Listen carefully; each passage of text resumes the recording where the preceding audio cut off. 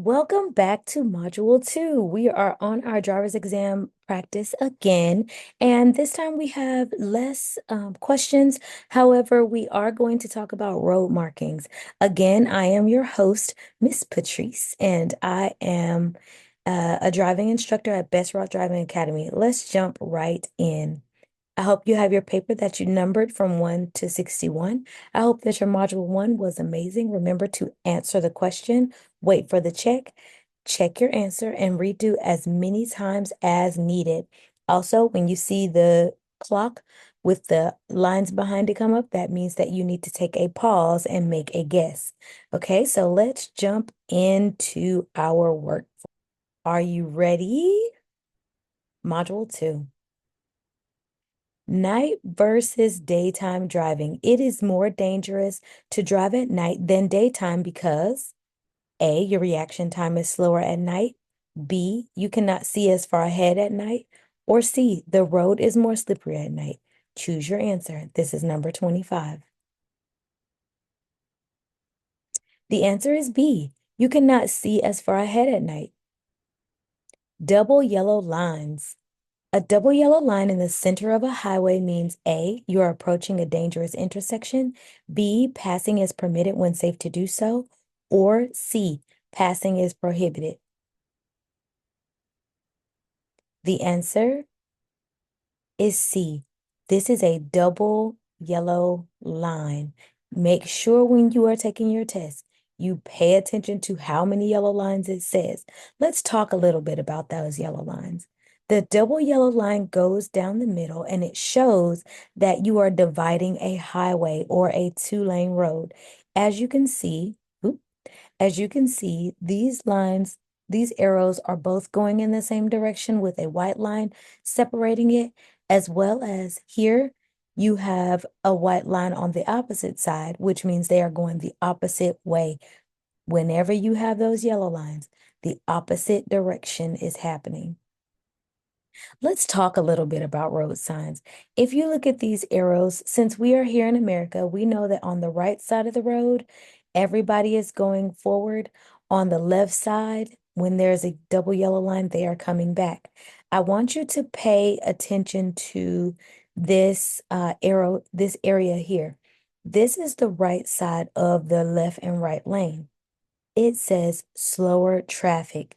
That means in the right lane, you should be going slower.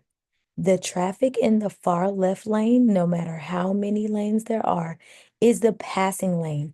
So you should not just be driving in the passing lane. This lane is for passing slower vehicles. This is what it looks like when you are looking at a one-way versus a two-way road. This is a highway. We can imagine this is a highway.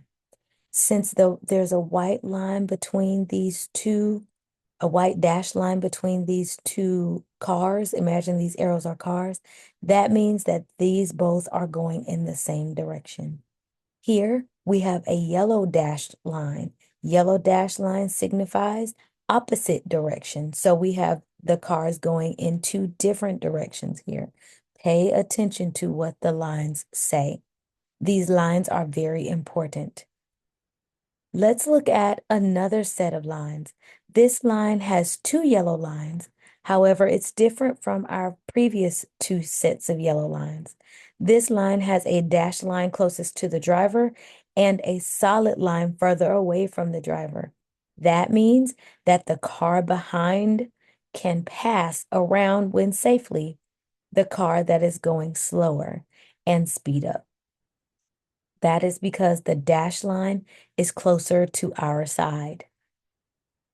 A solid line on your right side of the center lane means A, reduce speed, B, traffic light ahead, or C, do not pass. This is number 27.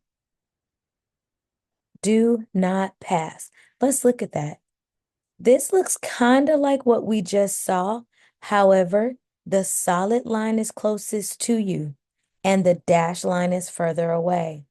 When the solid line is closer to you, you may not pass over the solid line. If the dash line were closer to you, you could. However, It is prohibited at this time. That's why we have this big X here and this big X there.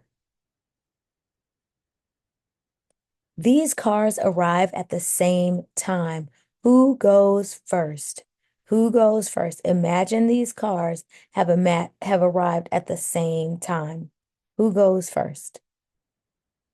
This white car would go first because I want you to hear me out. The yellow car has to yield to the car on the right. The car on the left must yield to the car on the right. Why do I say it that way? Because when you're taking your driver's exam, sometimes it will say, who goes first? The answer is the white car. Then other times it will say, who yields? That answer would be the yellow car. You must pay attention to the way the question is being asked in order for you to understand.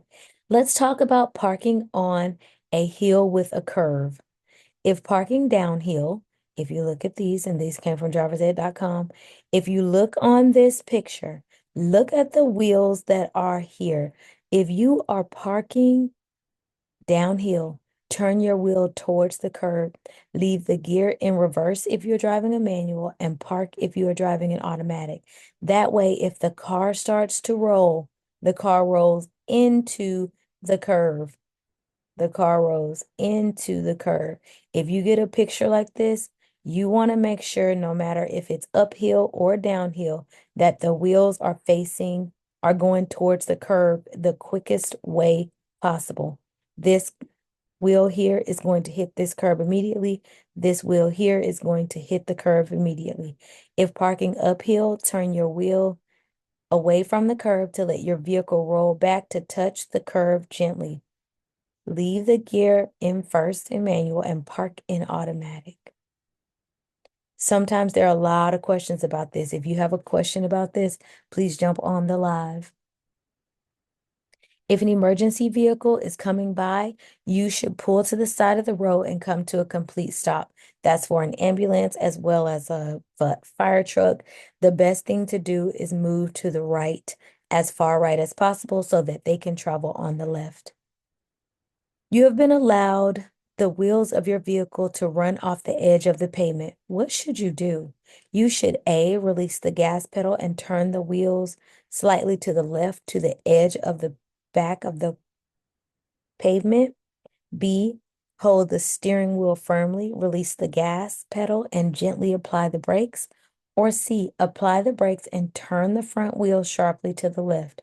What do you think the answer is? I will tell you, I get this one wrong almost every time. Between A and B, I am always confused. The answer is B, hold the steering wheel firmly. That tells you that you have a good grasp on the car. So the first one says release the gas pedal. The second one says release the gas pedal. However, you hold the steering wheel firmly. Does the law require you to stop before turning right on red? Yes or no? That's what you have to determine first.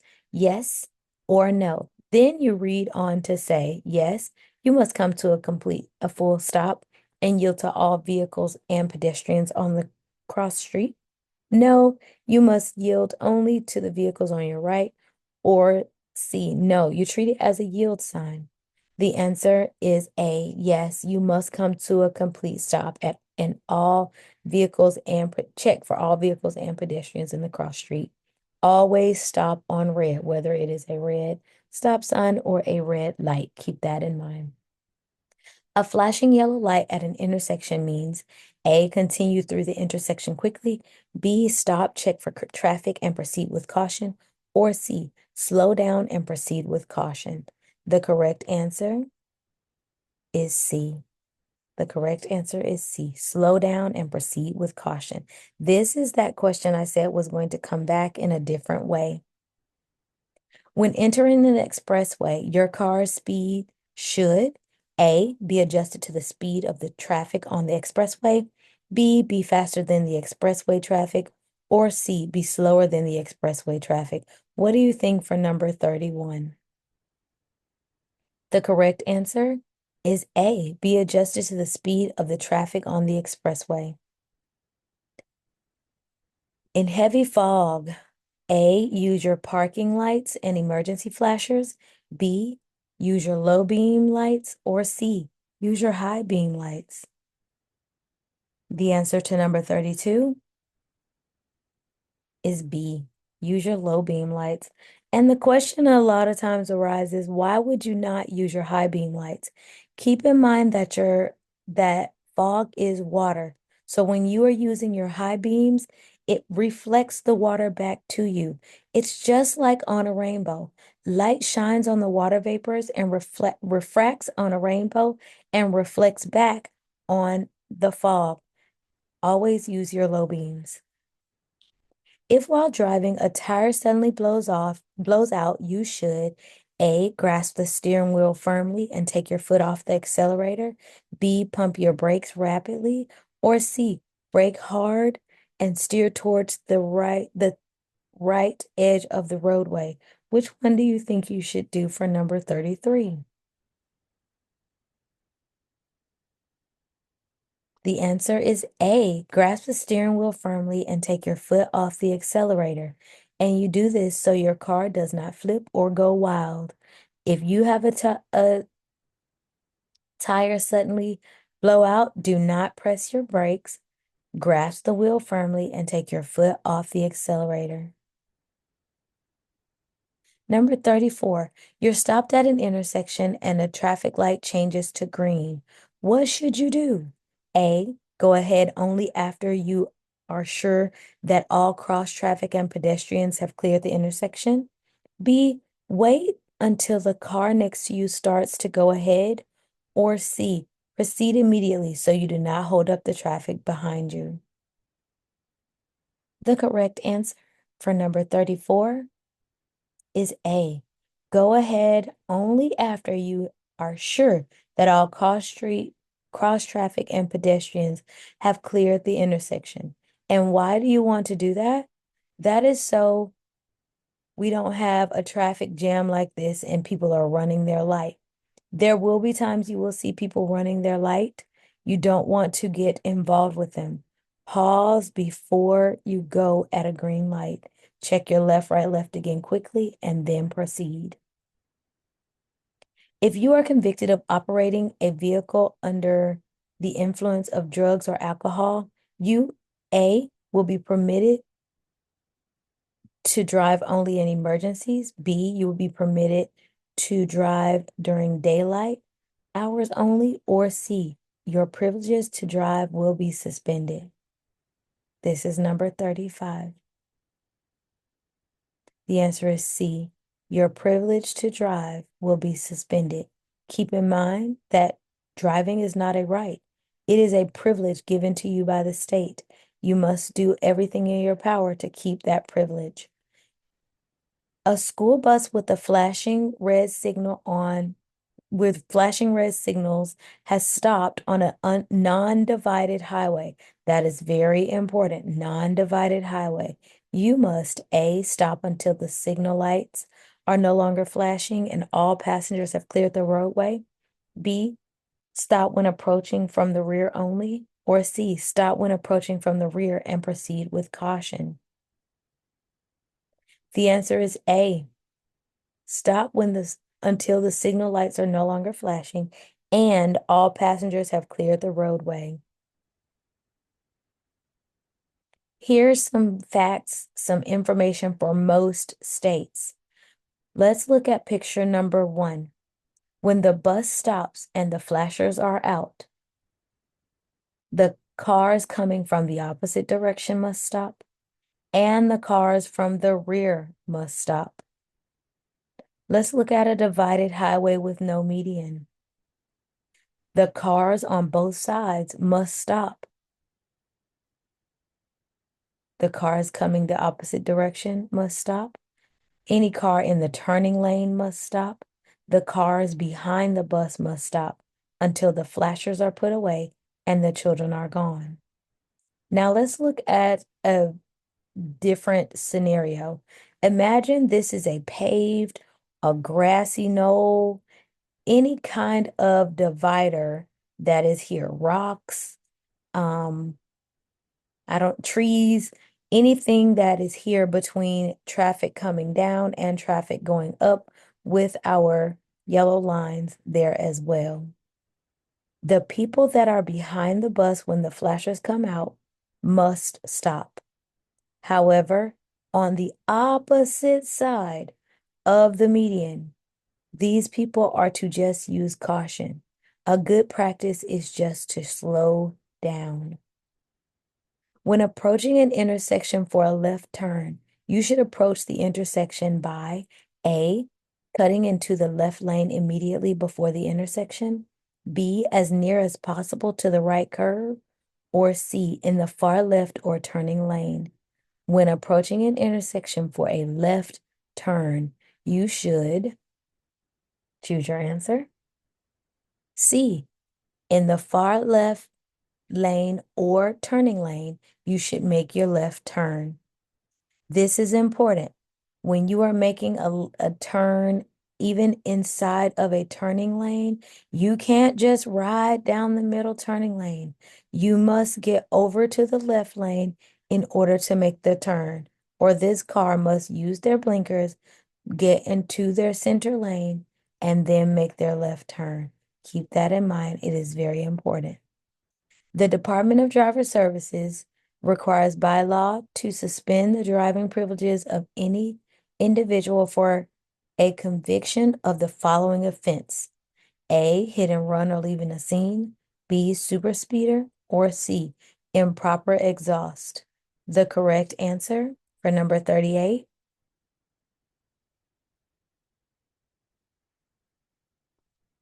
A. If you leave a hit and run accident or the scene of a crash, you will automatically have your privileges revoked.